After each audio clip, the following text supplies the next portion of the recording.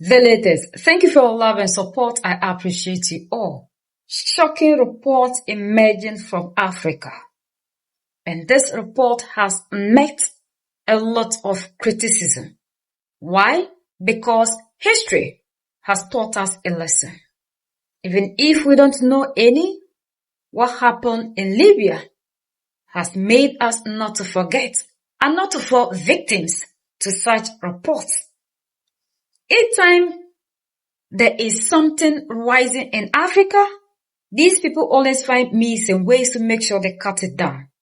And for decades, because Africans, we believe so much in everything they put out, we fall victims. But this time, the African is refusing to allow history repeat itself. What is it that they lie to us again? It's about all the savior, the protector, the unifier, the messiah, the king of kings, the most loved, Captain Ibrahim Traore. And not only Captain Ibrahim Traore, but the broader Sahel, AES leaders, claiming that a lot is happening to the point that are all in all unalive over 1,000 civilians, trying to wipe out a whole village. And they want Africans once again to believe it. And they claim this is crime against humanity. But the people who just dropped bombs in Lebanon are not committing crimes against humanity. Where are the so-called human rights activists who claim they're fighting for the rights of these people, watching what is happening in Gaza and in Lebanon and in Iran and any part of the world, that these people go there when people do not align to what they want? We always see them targeting African leaders who are doing something good for their people. They don't care about those in democratic elected because these leaders always allow them to have their way. Now France is no longer getting that power cheap, buying uranium 0.80 euro and then selling it at the world market for 200 euros.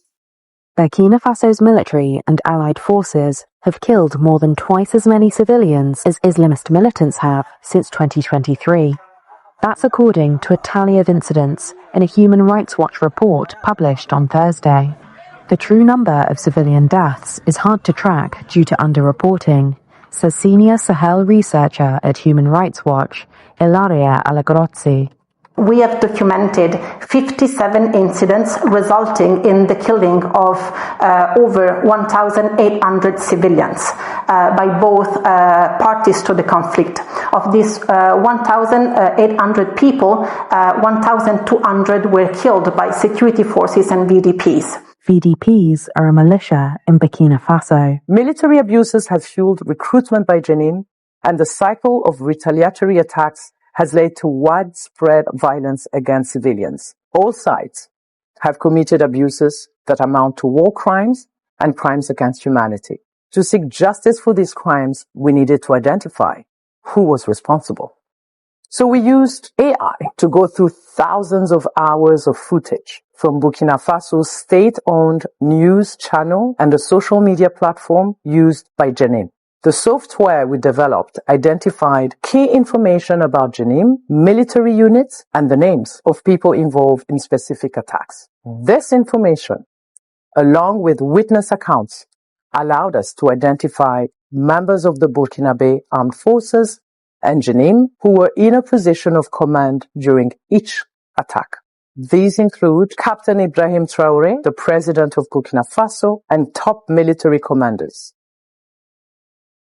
It also includes the leaders of Jenin, such as Iyad Ghali, Amadou Koufa, and Jafar Diko. None have been held accountable. States should investigate these serious international crimes, and the International Criminal Court should bring perpetrators to justice. Accountability and civilian protection cannot wait. These people are no longer getting all the resources that they used to get in the Sahel. So for that matter, the Sahelian leaders must be brought down. And they want you, the African, to rise up. And look at even the African journalists who are also singing the songs of this. Because the African is still enslaved mentally, and we still can see. We always want to be the ones to sing the downfall and help to suppress the African rising. We don't believe this. But some people are doubting. A lot of us believe every narrative these people put out. So we will still have Africans who will still be like, it is true. Or we are not even sure whether what they are saying is true, or the president of Burkina Faso is innocent. They claim these things happened. They use AI, whatever, to do what? But why is it that even with the ones that we have on TV showing, even the recent one with 100 bombs in Lebanon, they are not quick in fighting for the human rights of these people? Why is it that it's only African leaders that they only think that they need to fight to protect us? Whatsoever human rights, we want them to let Africa be. Africa is no longer the backyard of anybody, and we don't need people to come and fight for us. Why are they saying Human Rights Watch when we have democratic leaders in these nations who are doing nothing? Their resources were taken out. Nigerians were in darkness, yet they couldn't see. They could see all the atrocities committed by Traore's government, yet they can see the people who did the supply of the Toyota, of the arms, of the equipment that they supply to these people. Africans, we do not have any arm factory or whatever manufacturing these things. Why are these terror people acquiring these sophisticated equipment to be causing these atrocities?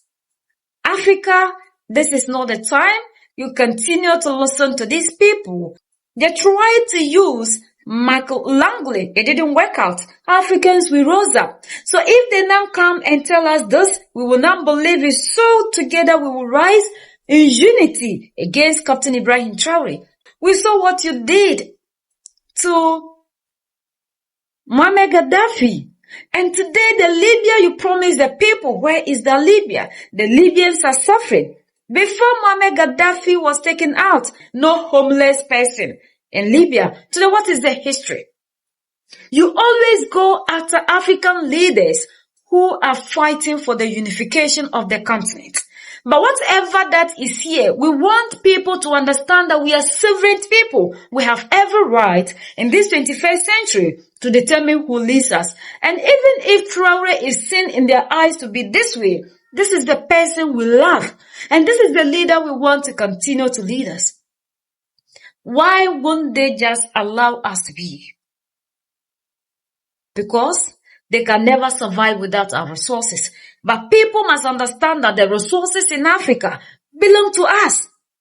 The Human Rights Watch can never see the suffering that we are going through while our resources, the gold, the diamond, and everything is taken out of the continent. Poverty everywhere, hardship. They can't fight to protect our resources, but they can rise up to fight against leaders who are fighting to protect our resources. Allow us to be. We love Traore, we love Assimi Goïta, we love Chiani. And now, Africans, we are deciding who leads us, and nothing changes it. No matter how much you brand them, we love them. Nothing will change, because those who are democratic elected, they do nothing for us. Under these same democratic elections and democratic whatever, we are seeing people changing constitutions against their people. Where are you, the Human Rights Watch? During our election process, we see how people lose their lives. Look at what happened in Tanzania. Where were you? We can see through the lines. And this time, Africa, we say no. United we stand, divided we fall. And united we keep standing forever and ever. The greatest enemy of the African is mental slavery. So let's decolonize ourselves from mental slavery. Let's keep sharing to educate our brothers and sisters. Together we'll make Africa great for ourselves and the next generations that are going to come. So that's the latest around the world in Africa. West Africa, in Burkina Faso,